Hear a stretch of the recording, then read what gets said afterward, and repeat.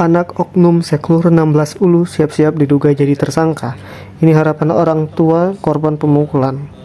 Saksi kasus pemukulan yang dilakukan oleh anak oknum Seklur 16 Ulu diperiksa oleh penyidik sebanyak 2 orang yang melihat langsung di ruangan periksa unit reskrim Polsek Ilir Barat 1 Palembang, Sabtu 5 April 2025. Dua saksi ini memberikan keterangan langsung didampingi oleh orang tuanya terkait kasus pemukulan yang dilakukan oleh anak oknum Seklur 16 Ulu. Orang tua korban pun ikut menyaksikan dua saksi memberikan keterangannya di hadapan penyidik didampingi penasihat hukumnya dari Dilo Duo Iskandar Law Office Muhammad Iskandar SH. Melalui kuasa hukumnya memberikan keterangan kepada wartawan di depan Mapolsek Ilir Barat 1. Memanggil saksi untuk kasus pelaporan dari keluarga Pak Dedi yang mana anaknya menjadi korban pemukulan atau penganiayaan menggunakan tongkat bisbol. Nah, hari ini teman-temannya yang sekaligus menjadi saksi menyatakan bahwa kejadian tersebut adalah fakta pelaku melakukan penganiayaan dengan tongkat bisbol dan juga fakta bahwa sampai saat ini pelaku tidak tahu kabarnya. Nah, ini kan sementara kan orang tuanya tadi seperti berita sebelumnya melakukan pembiaran kepada anaknya. Apa yang akan kita lakukan kepada? Info yang kita dapat kurang lebihnya memang bahwasanya bapak tersebut datang ke lokasi dan sadar bahwasanya anaknya itu datang membawa tongkat bisbol, yang artinya segala kemungkinan bisa terjadi, dan akhirnya terjadilah penganiayaan yang dilakukan oleh anaknya yang bernama kurang lebih boleh disebut Arif Khairullah gitu. Nah, dan beliau adalah seorang mahasiswa, artinya beliau adalah orang dewasa yang melakukan penganiayaan pada anak di bawah umur, dalam hal ini di bawah 18 tahun, yang bernama anak dari beliau Pujangga Sastra Raja Sadetin. Nah, atas hal itu beliau akan kami laporkan. Selain pasal penganiayaan berat karena menggunakan tongkat kayu, kami juga akan melakukan beliau dalam hal pengaduan perlindungan anak, yaitu pasal 76C Jungto pasal 80 Undang-Undang Nomor 35 Tahun 2014. Orang tua pelaku akan kita laporkan juga tadi. Orang tua pelaku pun tidak akan lepas dari jeratan kita karena bila mana kemarin dia tidak melarang anaknya, mungkin hal itu tidak terjadi. Namun setelah kejadian bahkan mau melakukan kedua kalinya baru dilerai. Oke.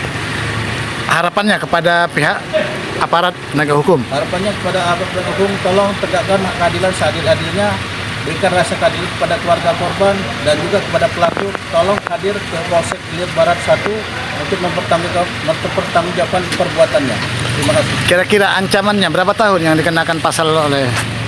Kalau 351 sementara ini pasalnya bisa 2 tahun lebih, tapi kami mengarah pinginnya bukan ingin, maksudnya sesuai dengan fakta bahwa menggunakan tongkat itu kurang lebih pasal 354 ayat 1, pasal 355 ayat 1 itu masuk. Dan ancamannya 8 tahun sampai 12 tahun. Dan Itu juga untuk perlindungan anak itu juga sampai 12 tahun.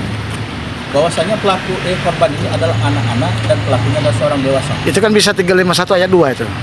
Ya, jadi kita nanti dalam seiringan perkembangan, karena telanjur masuk, saya waktu itu belum mendampingi 351, ke depan nanti kita akan berusaha semaksimal mungkin bahwasanya ini tidak lagi 351 tapi 354 ayat 1 dan 355 ayat 1. Jungto pasal 76C dan juga Jungto pasal 80 mengenai perlindungan anak. Jadi 2 pasal pidana dan 2 pasal undang-undang perlindungan anak.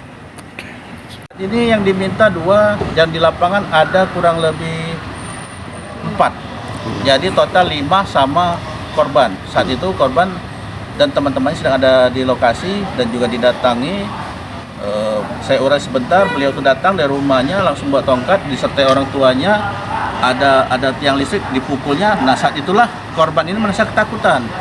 Dan begitu dihampiri dia bilang kurang lebihnya, "Ngapo Kak bawa tongkat bisbol tuh?" Nah, karena posisi korban di tengah, posisi pelaku di tengah, korban di sini, ngapu tidak senang katanya. Dengan mendadak beliau langsung menebaskan tongkat bisbolnya dan terkena di sini, di pelipis bawah hingga ngocor darah, benar-benar darahnya darah segar yang keluar itu nggak main-main. Oh yang berwarna udah udah saya serahkan di kepolisian. Nah ini kurang lebih ini darah semua. Itu berapa jahitan? Ini kurang lebih 5 sampai 6 jahitan. Jadi beliau ini kanan ya. Ini foto ini posisi pelipis kanan.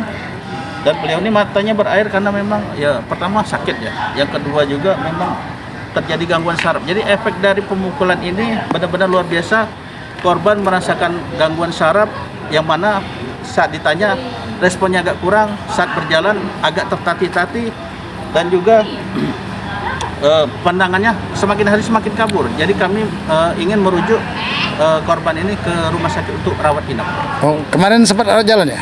Kemarin sempat rawat jalan, berhubung karena kemarin pas hari-hari menjelang malam Idul Fitri, maka kurangan tenaga medis, maka dirawat jalan itu.